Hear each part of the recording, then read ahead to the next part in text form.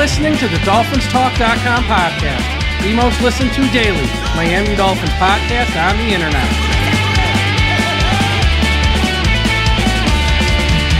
Miami's got the Dolphins, the greatest of all. Come on, Dolphins fans. Time to fins up. We're in the air, we're on the ground, we're always in control. And when you say Miami, you're talking Super Bowl. Cause we're the Miami Dolphins, Miami Dolphins, Miami Dolphins number one. Miami Dolphins, Miami Dolphins, Miami Dolphins number one.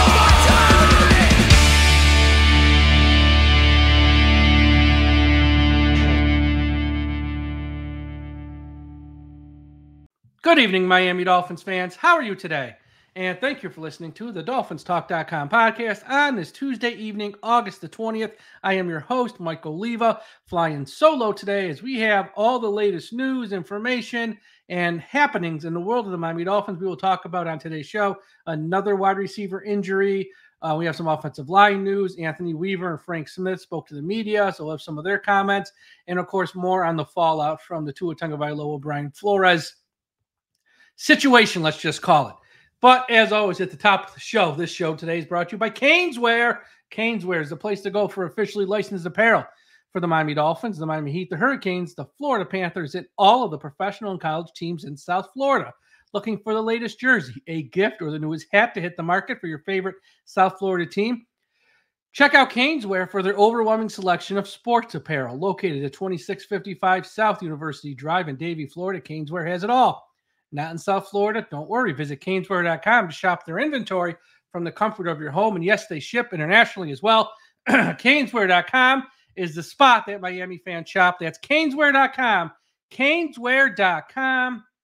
And real quick, again, Dolphins Talk Extra. If you want more content, more Dolphins material, you want interactive shows where you can join myself, Josh, Aaron, and some of the other personalities here at DolphinsTalk.com on shows, and you can tell us face-to-face what you think of some of our opinions.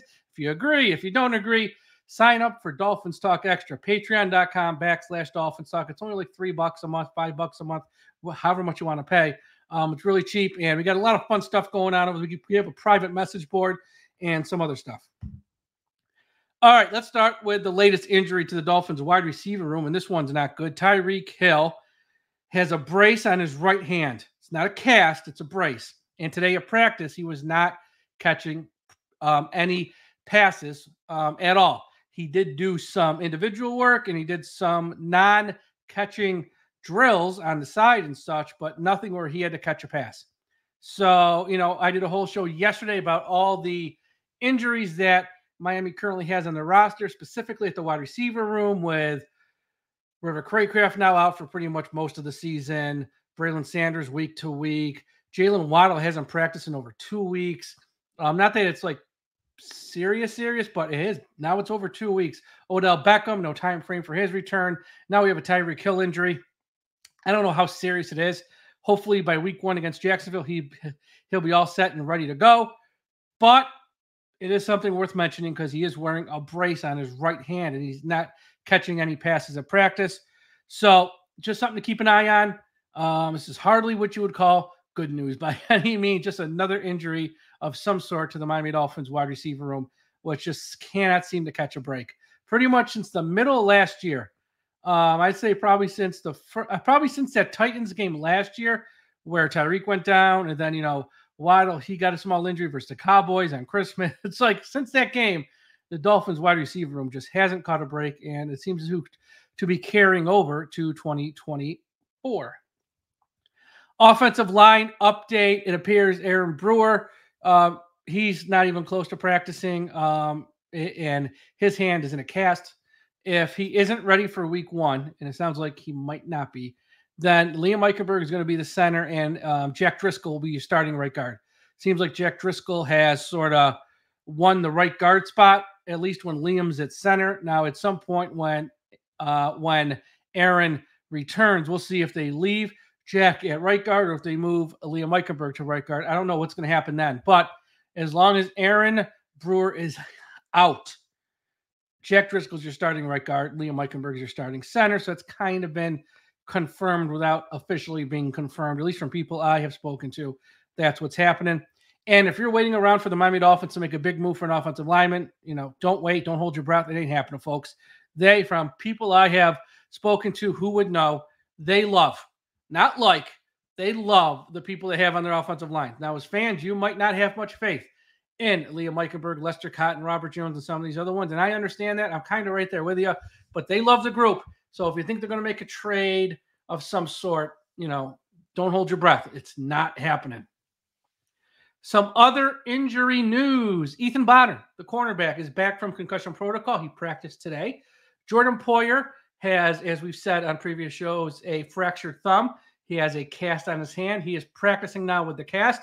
Seems like this injury will probably carry over to the regular season, so we might see him play the first however many games with a cast on his hand. Jody Fortson and Jaylen Wright, the tight end and the rookie running back, returned to practice today, but they were wearing red non-contact jerseys, so no one was allowed to touch them during practice.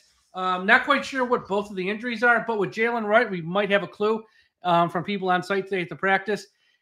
He was wearing a compression sleeve on his right leg. Now, does that mean that's where the injury is? No, but if you had to bet a buck, that's probably where you'd bet your buck that it's something to do with the right leg, as that's where he was wearing a compression sleeve that he wasn't wearing prior to this injury.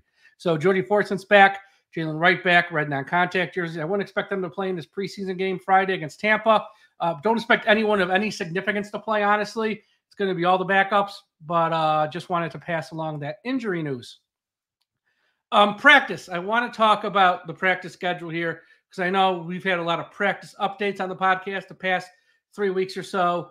That's going to be coming to an end, like now, because with the final training camp, with the final preseason game, I should say, coming up this week, the Miami Dolphins held their last open practice at Miami Gardens at the facility last week.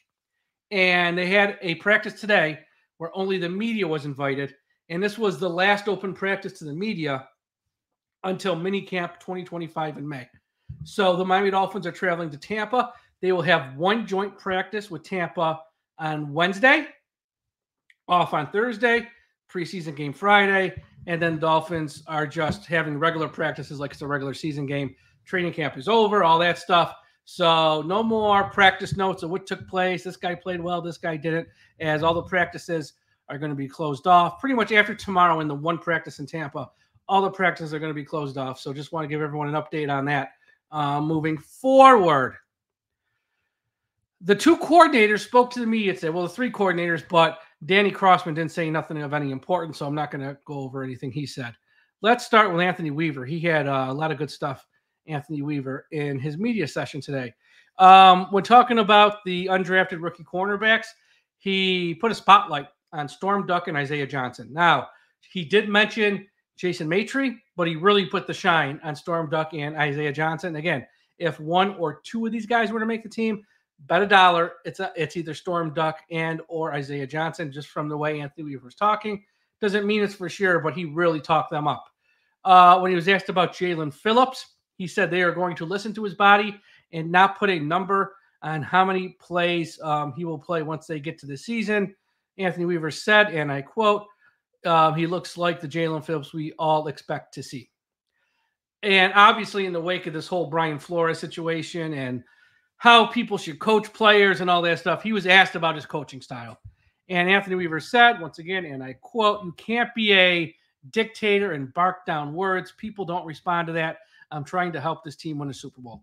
So Anthony Weaver trying to distance himself from Brian Flores, his coaching style. Like, I'm not going to be telling people what to do. I'm just going to try and help the team win. So Anthony Weaver, you're a very smart man to stay away from everything taking place with the drama surrounding the Miami Dolphins, Brian Flores, and Tua by just giving us safe answers that you're not going to be that guy. Frank Smith, I'm sorry, I say Frank White. Frank Smith spoke to the media. I said White because I'm thinking about the quarterback. Frank Smith spoke to the media, the Miami Dolphins offensive coordinator. He said the next couple of days are really vital in the Skylar Thompson, Mike White, number 2 quarterback competition, meaning it's an open job, and he's hoping this week in the practice for Tampa and in the preseason games, one of these two guys actually steps up and looks like an NFL quarterback, and they can hand the job to, because right now neither one has. So Frank Smith pretty much said next few days are going to be really vital there. And when he was asked about Isaiah Wynn and a time frame for his return, Again, do not hold your breath for Isaiah Wynn to come back anytime soon. Frank Smith said, oh, I have no timetable for his return. I have no idea when that's going to happen. So that's it for the news. I do have another topic, but before we get to that, as always, a shout out to everyone listening at finheaven.com. Everyone go to finheaven.com, the largest Miami Dolphins message board on the internet. Also, a shout out to our friends at the I Am a Miami Dolphins fan Facebook page, run by the great and talented Carlos Hernandez. If you're on Facebook, please be sure you are part of the I Am a Miami Dolphins fan Facebook page. And wherever you're listening to this podcast, whether it's Spotify, Apple Podcast, YouTube, iHeartRadio, Audible, Podbean, Podchaser, or any of the other hundreds of platforms you're on, hit that subscribe button so you don't miss an episode. We have shows each and every day of the week. We have pregame shows on Sunday, postgame shows right after the game, and you don't want to miss an episode. Some days we got multiple shows. We have you covered like no other outlet when it comes to the Miami Dolphins, with a wide range of hosts and a wide range of opinions. So subscribe. And if you're listening on YouTube or watching on YouTube, smash that like button. Thank you. Okay, we got a lot of fallout here from this Tua story. Shocking, I know. Because when that interview dropped on Monday with Dan Le Batard and the comments there from Tua were released to the world, it took 24 hours, but the lead story in all sports, with the Olympics over, Major League Baseball's this is the dog days of summer, no NBA stuff, hockey stuff, college football don't start to the weekend. The lead sports story in the world the past 24 hours, and probably for the next week, Tua Tagovailoa and his comments on Brian Flores. Every talking head TV show on ESPN, Fox Sports, CBS Sports, NFL Network led their shows. Tua-Flores. Every sports radio show, whether it's in Piscataway, New Jersey, Mississippi, Wyoming, led with Tua versus Brian Flores. Every sports podcast out there, Tua versus Brian Flores, and his harsh words about Brian Flores. I had media requests I had to say no to because I was just too busy. But radio stations from literally, 5 states wanted to have me on to talk about the situation. I just couldn't have, I just don't have enough time in the day to do all these things. This is a crazy story. And Brian Flores spoke to the media today. And when he spoke to the media, smart, for, as they say, good optics, had 2 Minnesota Vikings players by his side in a show of support. And he did not deny a thing Tua said. He said he's got to grow and learn, and, is what it is, blah, blah, blah. Brian Flores said he said all the right things today, didn't run from it, didn't hide from it, spoke to the media, had a couple players standing by him for support to show, hey, we like Brian Flores. We don't, he's a good guy to us. Good optics, as they say. But look, here's the deal. And this whole story is just crazy. I think it could have been avoidable. I understand Tua feels like right now, as we sit here in late August, that the chains are off him. He got his big payday. He won. He showed Flores, I'm still in Miami. You're not. I'm getting paid all this money. Look at you. You're just a lowly assistant coach. You were wrong. I was right. He feels like a new man, and he is out there. You see him on the Kay Adams show. He is loosey-goosey, saying what he wants. He is on Sirius XM NFL radio, talking loosey-goosey, saying anything he wants. And now he does this interview with Dan Le Batard, where he's like, Brian Flores is a terrible person. He this. Like, this is a new Tua, okay? He got the money, and his personality, at least outwardly to the general public, has done a 180. And I get it. Getting this off his chest probably makes him sleep like a baby at night. And he's like, I just got my side out there, and that's the real story. And it is the real story. Because if you're listening to a podcast like this, if you follow the Dolphins day in, day out, or if you just follow them casually for the past 4 or 5 years, most of you a lot longer than that, we all knew Brian Flores was a nutcase. He's a total nutcase. Hell, the guy probably eats all of his fries before he touches his hamburger. Cuckoo, he's not all there. He probably pours the milk in the bowl and then pours the cereal on top. Cuckoo, he probably ain't all there. Brian Flores is a whack job, and he treated Tua horribly. We knew that for years. Now, with Tua pretty much putting a stamp on it, confirming it, and telling the world from the rooftops, everyone knows it. And he's put Brian Flores in a bad spot, but he's also kind of put his own team in a rough spot as well, unintentionally. Sometimes there's unintentional consequences to the words you say. And a once famous person said, when they go low, we go high. And, Tua takes the high road 9 times out of 10. This one time he didn't, so I get it. But he did open Pandora's box, because now the next time Tua talks to the press, which it might be tomorrow or on Wednesday by the time most of you are listening to this, or it might be Friday after the game, I don't know. The next time he talks to the press, it's going to be 30 to 45 minutes of questions on one topic. No one's going to ask him about how training camp went. No one's going to ask him about Jacksonville week 1. They're going to ask him Brian Flores. Then the same media is going to go around the whole Dolphins locker room, and any player that was there between 2019 and 2020, and there's not a lot of them left. Smythe was there. Austin Jackson was there. There's not many left, but there's a few. Those guys are going to be targeted, and they're going to be asked 50 questions. Brian Flores, Tua, what did you see? How did he treat you? This has opened Pandora's box. And plus, it's not going to go away either. You know, sometimes with stories, 24-hour news cycle, and then the next big story comes along, knocks that one out, people forget about it. It's not every day you hear a starting NFL quarterback, one who just got paid over $200 million, say his last head coach was a terrible person. This story is going to have legs. Every Dolphins game played this year, they're going to mention this story. If Tua, because it's like, okay, 3rd and 1, we're coming out of a timeout here. You know, that Brian Flores thing with Tua, he's a new man. Like, it's going to get mentioned every game. And it's not the media's fault, because this is a juicy story. It's a drama. This is drama surrounding the Dolphins. And now the TV talking heads have a reference point, because Tua's on record saying, Brian Flores beat me down. He didn't like me. He said I couldn't do it. And now Tua, since he's got Mike McDaniels, played better. And they're going to be like, he has a bad game. He has a bad couple games. What's the first thing you think Colin Cowherd's going to say? What's the first thing you think Stephen A. Smith's going to say? What's the first thing you think Nick Wright's going to say? It's low-hanging fruit. Yeah, maybe Brian Flores was right about Tua. You know, they started off 5-1, but they lost the last 2. Maybe Flores was right. That's going to be thrown on Tua. And it wouldn't have been if he didn't say what he said in that Dan Le Batard interview. That's just facts, not hating, stating we know it's coming. Now, I want to talk about how this has been covered the past 24 hours. The TV talking heads and some people in radio have surprised me. Some of the people who I thought would just pile on Tua and support Flores are not, and they're actually supporting Tua. And some people are just so friggin' tone deaf that they don't understand what happened, and they're calling Tua soft. So let's go through a couple of these things. Number one, you know, I know fans of Dolphins love to hate this guy, but every now and then a blind squirrel finds a nut, so you got to give him credit. Colin Cowherd on Tuesday, and we have the video up at our website at DolphinsTalk.com. Check it out yourself, because I had to watch it twice. I didn't believe it. Colin Cowherd had probably the most rational and correct opinion out of anyone in the national media on the whole Tuas and Flores situation. Pretty much saying all these former assistants from New England, they all fail the same way. They go to their next job and they act, sorry for swearing, like assholes. And that's what they pretty much do. And they just turn everyone off, this, that, or the other. So Cowherd had, and he even said, look, I'm not the biggest Tua fan, but Tua's a nice guy. He didn't deserve that.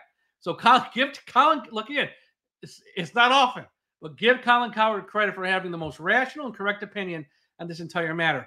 Another known Miami Dolphins hater, Kyle Brandt, that clown on Good Morning Football. Got to give him credit.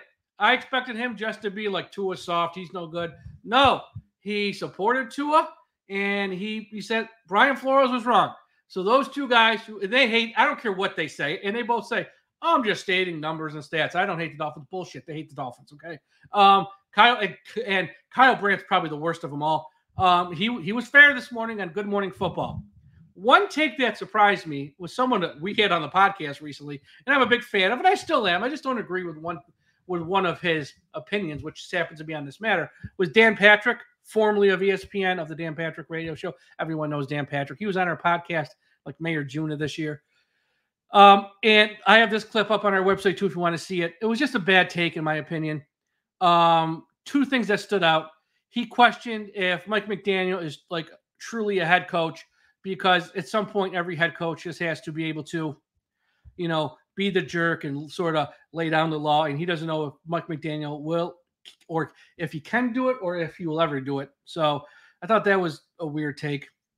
And also just that false narrative he pushed, which again, I know he's not watching every game of the Dolphins, that Tua throws it 70 yards, Tyreek runs for 73. That's why he's a great quarterback. We know we've never seen that, honestly, where Tua throws a very short 4 or 5 yard pass and Waddle or Tyreek run it 60 or 70 yards. That's just not how they score. Dan Patrick fell into that narrative. So once again, I like Dan. Don't send him angry tweets. It's okay. He can be wrong. But yeah, so that one was a little surprised. Then you get to Fox Sports. Oh my God. Fox Sports Radio is specifically. How Fox Sports Radio is in business, I don't know. You got this one idiot, and that's what he is. Ben Maller, again, you probably don't even know who he is, but he's on Fox Sports Radio. He goes, well, from Tua's comments, he confirmed he's soft. Tua's soft. Oh, shut up. You don't know what you're talking about. You don't know what you're talking about. It's not about being hard or soft. This is 2024. This isn't military. This is football players and how you coach football players. You don't know. And then there's former NFL quarterback Sean King. And this one even kind of really, I mean, Sean's a little out of touch. I know he hasn't played in a few years. And if you watch the video of him talking, you can tell Sean hasn't pushed away from the buffet in a while either. Don't look like the same Sean King. I know I'm no lightweight, but I ain't at Sean King's level these days. Fox Sports Radio said that Tua isn't an alpha male. So I guess you got to be an alpha male now to play football. Just two tone-deaf takes who don't understand the actual topic at hand.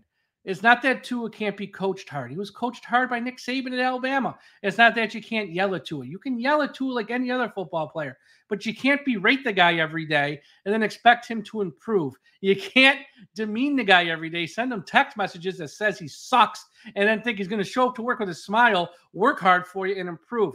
It's not about being soft. It's not about being not an alpha male.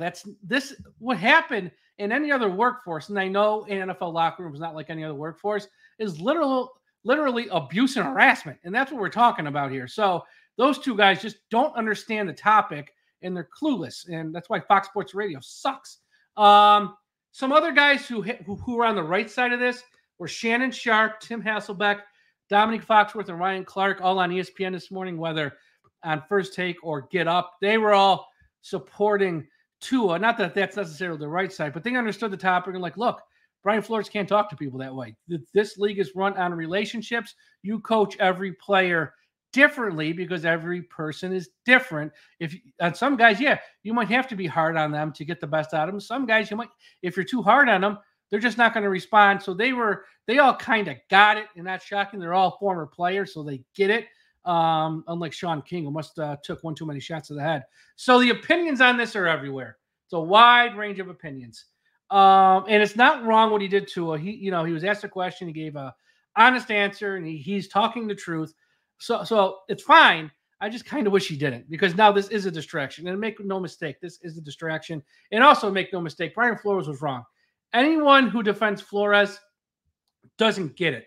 And again, I don't know if he'll ever be a head coach again. I don't think he will be, just because he sued the NFL, not because of this. But Brian Flores was in the wrong, and it's not about tough coaching. It's about just being, sorry for swearing, an asshole. And you can't treat people that way, especially nowadays. We've evolved. This isn't the 60s, 70s, or 80s. We've evolved as people, and that's not the way you interact with someone and try to coach them up. If you didn't want them there, that's one thing.